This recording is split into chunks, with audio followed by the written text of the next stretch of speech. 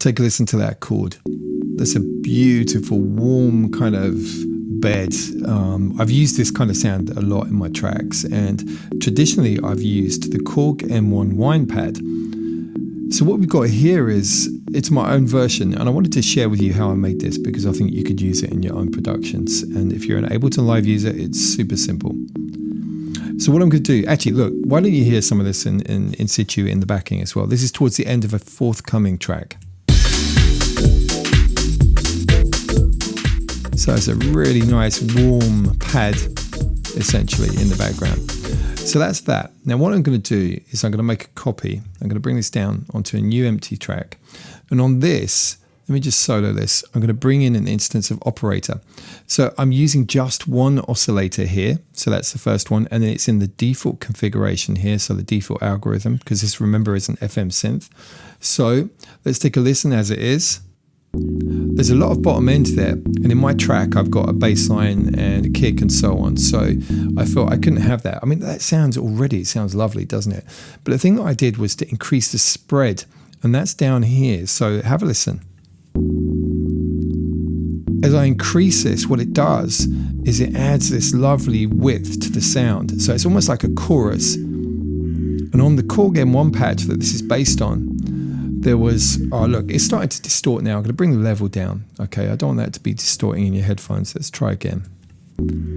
So taking it up to 79%. That's where I was before. And already that's just sounding so good. But then what I did was I also added an EQ, channel EQ, and then a delay. And that's because the original patch had the delay. But as I said, the EQ is there just for my use case. So what I'm going to do here is I'm going to drop that in. This is not necessary, but what I was using here is just the first band to add as a bass control and just dropping that down a bit. But as I said, actually, if you don't have too much going on the bottom end, you might want to keep it with that weight. But this is just like a nice little tone control. So over here, onto the delay. And I can't remember how I set this. I'm just going to take a look actually. So I did 29% with 50% feedback. And let me just take a look. What I'm going to do is, in fact, I'm going to make a copy of this, bring it over, and then we can compare the settings. In fact, have I just dragged the whole rack? I think I have. So back onto here. And you can see that I turned it into a rack, by the way, so I could save that for the future. Let me just pick just this effect, not the whole rack. So here we go. So what did I do? So I went for 29% on the dry wet mix. Feedback 50. I think this is pretty much default settings. It is, yeah. So let's have a listen.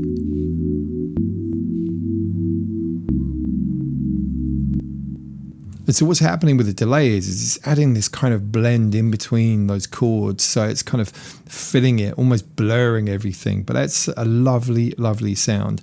So very easy to recreate. What I would suggest is you select all of these. And I did a contiguous select. So that means I select the first one, hold down Shift and click the last one. It selects everything in between, so the whole lot.